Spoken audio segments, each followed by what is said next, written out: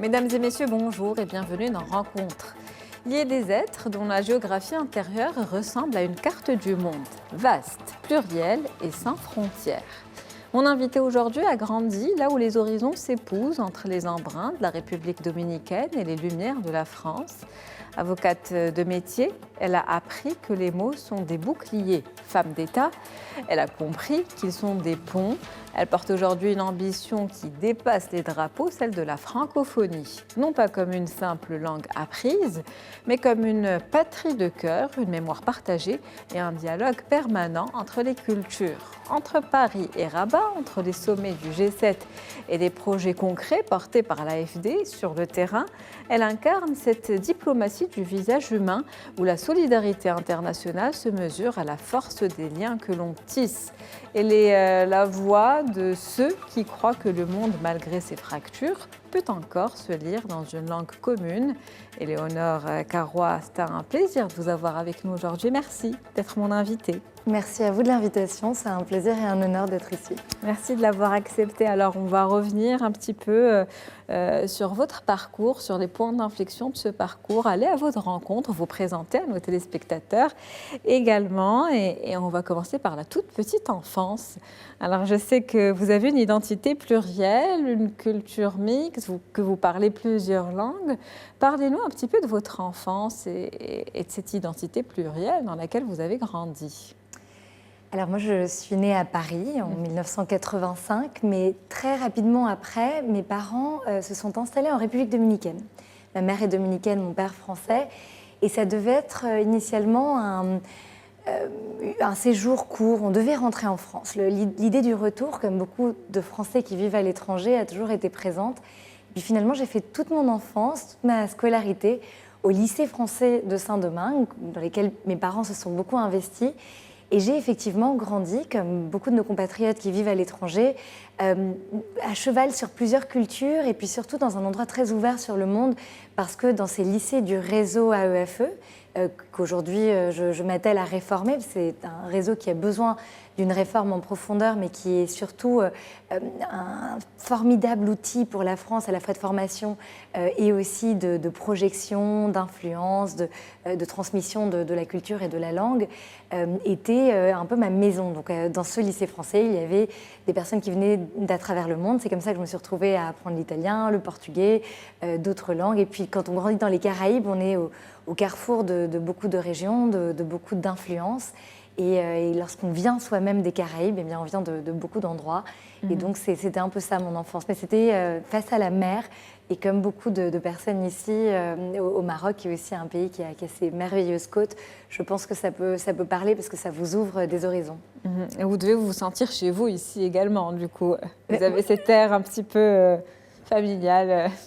Moi, j'ai cette faculté de me sentir assez rapidement chez moi où je vais, surtout quand on est aussi bien reçu qu'on l'est au Maroc. Je dois dire que c'est difficile de ne pas se sentir, en tout cas, très bien accueilli ici.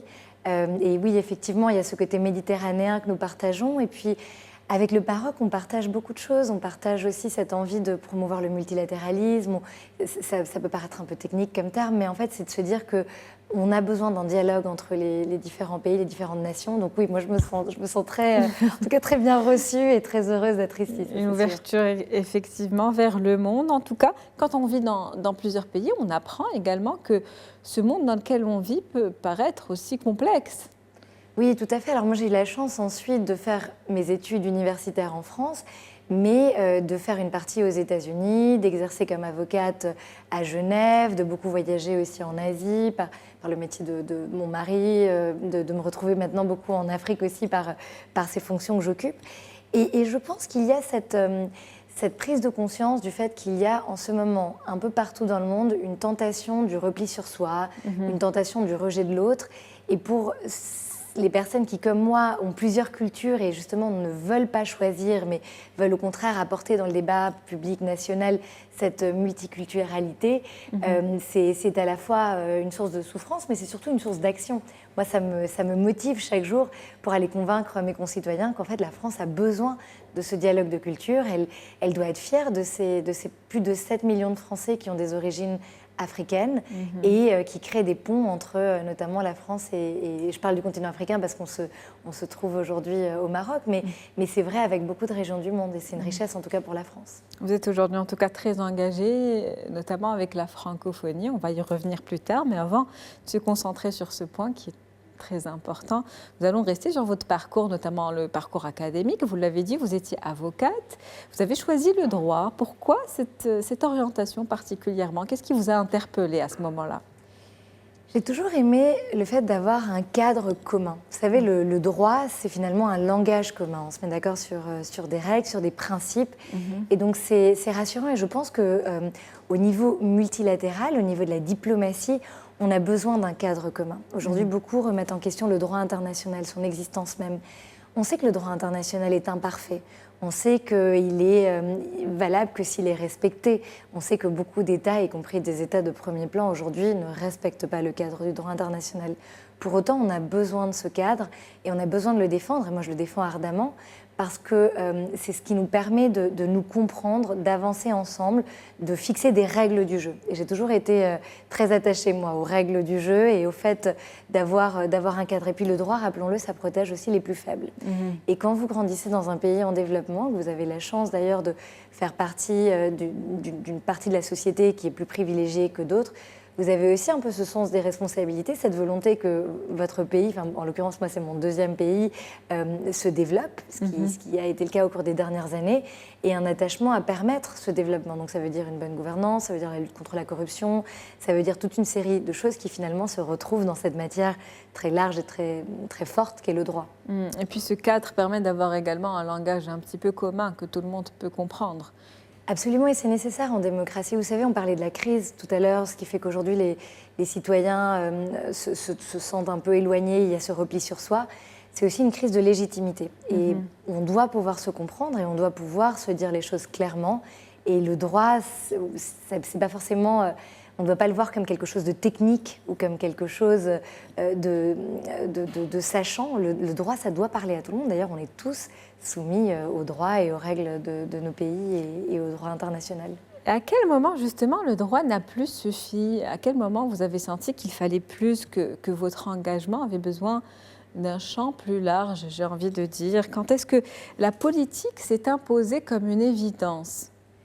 Alors, c'est quelque chose qui avait déjà beaucoup mûri en moi. Je viens d'une famille très engagée, qui n'était pas politique à proprement parler, mais mes parents étaient tous les deux engagés dans des causes. Mais dans la famille de ma mère, côté dominicain, j'ai mon grand-père et mon grand-oncle qui étaient très engagés contre la dictature, donc pour la lutte pour la démocratie et la liberté. Donc ça, c'était déjà en moi, mais je pense que j'ai eu envie de l'exprimer et d'agir véritablement, pas être spectateur des déséquilibres du monde quand j'ai eu des enfants. Quand ma fille Alma, donc ma petite dernière qui maintenant a 9 ans, est née, j'ai eu cette envie de participer, de prendre une part active et ce sens des responsabilités. Je me dis, si j'ai eu la chance d'être éduquée dans un système multiculturel comme le système des lycées français à l'étranger, si j'ai eu la chance de voyager, de voir des réalités dans différents endroits du monde, eh bien j'ai aussi une responsabilité envers mon pays d'apporter notamment de la nuance dans un débat public polarisé, de rationaliser aussi un débat qui ne l'est plus, et puis de m'engager tout simplement, de prendre mon risque, parce que c'est pas toujours évident d'être une femme politique. Tout à fait, c'est pas toujours évident, mais en tout cas, elles font du beau travail. Quand on parle justement d'entrer en politique, j'ai l'impression que finalement, c'est un choix qui s'impose et c'est fait surtout par nécessité, par ce besoin, cette responsabilité dont vous parlez, mais aussi ce besoin d'agir et de faire évoluer les choses et de changer les choses qu'on ne peut plus accepter telles qu'elles sont en tout cas. Oui, tout à fait. Je pense qu'il y a un besoin, une urgence d'agir. Moi, c'était très lié aux questions environnementales parce que je me disais, bon, j'ai beau faire ma part individuellement, faire le tri, participer à un certain nombre de projets, d'initiatives, mais si on a vraiment envie que les choses changent sur le plan de l'environnement, on a besoin de réglementation. Je me suis beaucoup engagée notamment sur les questions de la protection de l'océan dans le cadre de l'UNOC 3 que la France a porté, et puis pour la promotion d'un traité sur l'océan. Enfin, je pourrais vous en parler pendant des heures, mais ce n'est pas l'objet de l'entretien. Mais pour moi, il y avait beaucoup cet angle de lutte, d'action climatique. Et ça, je pense qu'il faut, surtout dans un monde dans lequel on parle de beaucoup d'autres choses, mais on oublie le climat, il faut toujours le rappeler, la France mène une action climatique importante. Maintenant, j'aimerais peut-être dire aux jeunes, et surtout aux jeunes femmes qui peuvent nous regarder aujourd'hui, que l'engagement peut être une évidence, mais que de faire le pas, ça peut être assez difficile. Parce qu'on sait qu'on va être exposé, on sait qu'on est sujet à des critiques, on sait que même par rapport à votre entourage ou votre famille, quand vous rentrez dans un parti politique, quand vous vous engagez, vous avez aussi des gens qui ne sont pas d'accord avec vous, etc. Et cette altérité, ces difficultés-là, ça peut être des freins, mais qu'en réalité, c'est une expérience qui est nécessaire et qu'on a besoin de personnes de la société civile, on a besoin de jeunes femmes aussi qui s'engagent en politique. Et même si, évidemment, ce n'est pas facile tous les jours, comme je disais juste avant, c'est quelque chose d'extrêmement enrichissant. Donc, si ça peut susciter des vocations, moi, je lance aussi ce message à celles qui nous regarderaient, qui ont envie de s'engager. En tout cas, un choix qui est inspirant, mais le parcours n'est pas du tout facile. Il est semé d'embûches, j'ai envie de dire. Vous l'avez dit, ce n'est pas si simple que ça. Est-ce qu'on perd une partie de soi ou une part de soi-même quand on devient une figure publique, quand on rentre dans le gouvernement? Est-ce qu'il y a une partie de nous qu'on perd définitivement? Moi, j'essaye que ça ne soit pas le cas. Après, c'est suffisamment récent pour que je n'ai pas d'avis définitif. Mais si vous voulez, je pense que si on perd son authenticité en politique, ça ne vaut plus la peine de le faire. En tout cas, la manière dont moi je conçois la politique. Je pense que justement, si je me suis engagée, c'est pour apporter cette voix-là et c'est aussi pour accepter le débat. Moi, il y a des personnes avec qui je suis en profond désaccord, mais j'accepte toujours de débattre. Et il y a toujours quelque chose, lorsque vous avez un débat honnête, pas de mauvaise foi, et que vous êtes prêt à écouter ce que l'autre veut vous dire, vous avez toujours quelque chose à y gagner, et lui aussi a toujours quelque chose à y gagner. Donc pour l'instant, j'ai rien perdu, j'ai plutôt beaucoup gagné dans cette aventure politique. Je vous disais, c'est de l'exposition, les réseaux sociaux, c'est terrible parce que vous avez toutes sortes de commentaires, et surtout quand vous êtes une femme, sur votre physique, sur ce que vous faites. Et comment on se protège justement ? Au début, on est un peu à fleur de peau parce que moi, j'avais même pas vraiment de réseaux sociaux avant, c'était pas trop. Et puis aujourd'hui, on est obligé en tant que femme ou homme politique. Et puis finalement, on prend du recul et puis surtout, on lit pas et puis on avance et on trace. Et à côté de ça, vous avez beaucoup de personnes qui sont encourageantes, qui sont inspirées par ce que vous faites ou qui ont envie de travailler avec vous. Le nombre de jeunes qui m'ont écrit parce qu'ils voulaient rejoindre mon équipe, j'aimerais bien pouvoir tous les accueillir. On a évidemment des équipes qui sont petites et resserrées. Mais tout ça, ça vous donne aussi beaucoup d'espoir. Et puis mes enfants, parfois je culpabilise un peu, c'est normal de me dire je voyage tout le temps, je ne les vois pas assez. Et en fait, je dois dire qu'ils ont une grande maturité et je ne le dis pas vraiment parce que je ne m'étends pas trop sur ma vie personnelle, mais je suis très fière du fait de me voir dans leurs yeux et de sentir que pour eux, c'est aussi un exemple, et pour ma fille, mais aussi pour mon fils. Je pense que c'est important d'avoir des exemples de femmes qui s'engagent en politique pour ses enfants. En tout cas, j'imagine que vous êtes leur première source d'inspiration et que vous allez en inspirer certainement beaucoup d'autres. On l'espère. Est-ce que vous, dans votre parcours, vous avez eu une rencontre qui a créé une nouvelle dynamique, qui a permis un point d'inflexion dans ce parcours qu'est le vôtre? Est-ce que vous aussi, vous avez une personne qui vous a inspiré et qui a fait de vous la femme que vous êtes aujourd'hui? Énormément de personnes. Vous savez, on n'est jamais tout seul et on est toujours le produit des rencontres que l'on a. Moi, j'ai eu beaucoup de rencontres très structurantes en République dominicaine, ensuite quand je suis venue en France. Là, plus récemment, si je vous parle du plus récent, j'avais le président de la Commission des Affaires étrangères, Jean-Louis Bourlange, qui est un formidable historien, homme politique, très posé, nuancé, avec une approche, justement, une perspective historique lorsqu'il aborde les sujets géopolitiques. Donc, je l'admire énormément. Et puis, il y a beaucoup d'autres personnes qui m'ont, à un moment ou à un autre, inspirée. Mais je pense que ce qui est important, c'est de savoir retenir ces conseils-là et les intégrer et se construire par rapport à ces rencontres que l'on fait, beaucoup de femmes aussi, dans le milieu des avocats d'affaires, c'est pas toujours évident. Et j'ai aussi eu des exemples dans ma vie professionnelle. En tout cas, aujourd'hui, en tant que ministre, vous portez la francophonie. Qu'est-ce que ça représente pour vous aujourd'hui ? La francophonie, pour moi, déjà, c'est un langage commun, mais c'est aussi la défense du plurilinguisme. On a tendance à se dire la francophonie, c'est défendre la langue française. C'est que partiellement vrai. Quand vous défendez la francophonie, vous défendez le fait qu'il n'y ait pas une langue hégémonique qui soit le plus petit dénominateur commun et que dans toutes les instances internationales, on ne parle pas nécessairement que anglais ou que chinois ou que sais-je. Et donc aujourd'hui, de se dire je défends la francophonie, c'est de se dire je défends ce dialogue entre différentes cultures, je défends ces langues qui évoluent. Et c'est aussi finalement une idée très politique. Se dire que la langue évolue, c'est accepter que la langue est enrichie d'influences diverses. Et c'est le cas. Moi, je parle espagnol, j'adore par exemple voir toutes les influences de l'arabe dans l'espagnol. Mon propre prénom, Éléonore, c'est El-Nour, la lumière. Et c'est aussi tout ça qui m'attire dans cette défense de la langue. Et puis, une langue, ce sont des principes, ce sont des valeurs.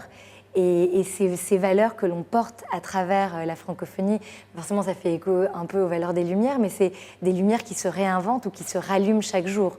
Donc moi je suis très heureuse et très fière d'avoir ce mandat qui est justement promouvoir le plurilinguisme et l'usage de la langue française un peu à travers le monde. Et on va revenir un petit peu à ce qu'on disait en début d'entretien. La langue, c'est aussi une ouverture vers un monde, bien sûr. Finalement.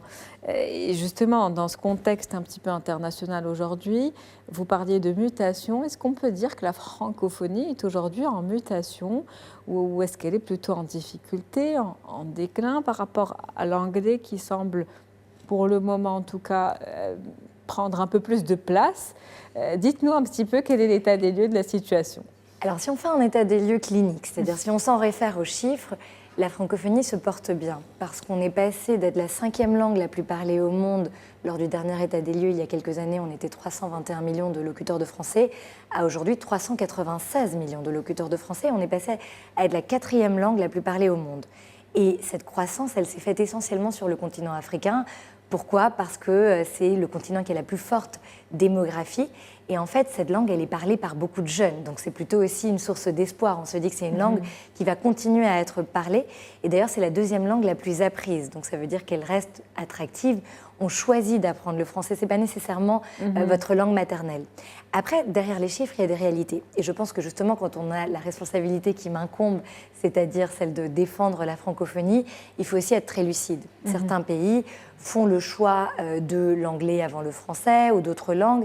Et puis, par certaines jeunesses, justement, la francophonie est perçue comme étant moins attractive parce qu'il y a toujours l'enjeu de la mobilité. Donc nous, on doit travailler pour renforcer cette mobilité et pour que la francophonie soit vraiment vue et vécue comme une langue d'opportunité. Et moi, je m'y attelle en France, mais c'est un travail global. La francophonie, ce n'est pas que la France. En fait, la France est un pays francophone comme tant d'autres. Et justement, cette francophonie, c'est un dialogue, y compris, ça doit être perçu comme une source de mobilité pour les Français, de se dire, parce que je parle français, eh bien, je peux aller au Maroc, au Canada, en Côte d'Ivoire, en République démocratique du Congo, au Rwanda, dans d'autres pays, parce que justement j'ai cette langue que nous avons en partage qui est notre maison commune. Donc c'est une très belle mission que de promouvoir la langue française et de ne pas finalement se reposer sur ses lauriers et de vouloir que ce ne soit pas simplement quantitatif mais qualitatif et qu'on perçoive vraiment le français comme une langue d'avenir, une langue d'opportunité, y compris dans l'intelligence artificielle, dans plein d'autres secteurs. En tout cas, puisque vous parlez d'avenir,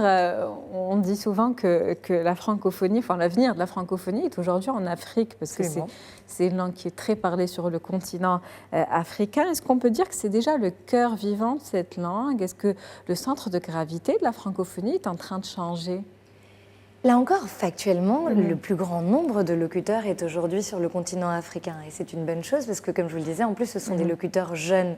Et donc, on peut raisonnablement espérer que cette francophonie continue de croître et continue d'être dynamique. Maintenant, vous avez aussi la francophonie sur le continent asiatique. D'ailleurs, c'est le Cambodge qui va assumer cette année la présidence de l'OIF. Et puis, vous avez aussi le continent américain, notamment l'Amérique latine, qui fait revivre aussi cette francophonie. À l'époque où ma mère faisait ses études, le français était obligatoire dans un certain nombre de pays, notamment lorsqu'on faisait du droit. Et c'est aussi une des raisons pour laquelle ma mère a fait ses études en France, a rencontré mon père. Donc vous voyez, moi j'ai une histoire intime qui est très liée à l'apprentissage du français, à cette francophonie choisie et apprise. Mais je pense qu'aujourd'hui, ce qu'il faut, c'est de manière globale faire comprendre que le français est une opportunité. Le français est une opportunité, c'est le message qu'on va retenir. Pour rester toujours sur la francophonie, avant de conclure, j'aimerais qu'on se concentre justement sur des actions, sur des mesures, des stratégies aujourd'hui mises en place pour justement ce rayonnement à l'international de la francophonie. Alors il y en a beaucoup. La France occupe jusqu'au mois de novembre cette présidence de la francophonie. Et donc dans ce cadre-là, elle a promu un certain nombre d'initiatives, notamment des échanges universitaires, du travail sur les universités francophones, du travail sur la découvrabilité des contenus. Moi j'adore ce mot, qui nous vient en grande partie du Québec et du Canada. La découvrabilité, c'est que lorsque vous êtes un chercheur, lorsque vous êtes un scientifique, vos contenus rédigés en français, et pas que, hein, mais je donnais ça comme exemple, ce que vous écrivez en français, ça apparaît sur les plateformes, ça apparaît sur les moteurs de recherche, et que vous ne soyez pas handicapé par le fait de publier en français plutôt qu'en anglais ou que dans d'autres langues. Et tout ça, c'est un travail très pratique. Promouvoir aussi l'intelligence artificielle en français, qu'elle soit générée en français. Tout ça, ce sont des choses qui sont génératrices d'opportunités. Et encore une fois, j'y reviens parce que c'est fondamental, la mobilité. Qu'une fois qu'on a fait ce choix d'apprendre une langue, qui n'est pas la langue de votre pays, ou en tout cas pas la seule langue de votre pays, eh bien vous puissiez justement trouver d'autres opportunités à l'étranger, par des échanges universitaires, par la possibilité de rencontrer votre âme sœur, des amis, parce que c'est tout ça finalement la francophonie. Tout à fait, cette ouverture toujours vers le monde. Et puis dans ce monde aujourd'hui fracturé, cette langue ou la langue de manière générale qui peut aujourd'hui relier. Oui, et c'est très important de le dire ici au Maroc, où le français occupe une place importante et où il y a justement cet apprentissage du français. Et cette coopération également entre nos deux pays. Absolument, qui est fondamentale en réalité. C'est une chance d'avoir 2, 3 langues et de pouvoir les parler au sein d'un pays. Moi, j'ai toujours trouvé que c'était une richesse incroyable pour les pays qui avaient comme ça plusieurs langues officielles ou nationales, ou en tout cas employées. En tout cas, Éléonore Carrois, c'était un plaisir de vous avoir comme invitée aujourd'hui. Plaisir partagé. Merci d'avoir accepté cette invitation. C'était un plaisir. Merci infiniment et à très bientôt, j'espère. À très bientôt. C'est la fin de Rencontre pour cette semaine. On se retrouve la semaine prochaine.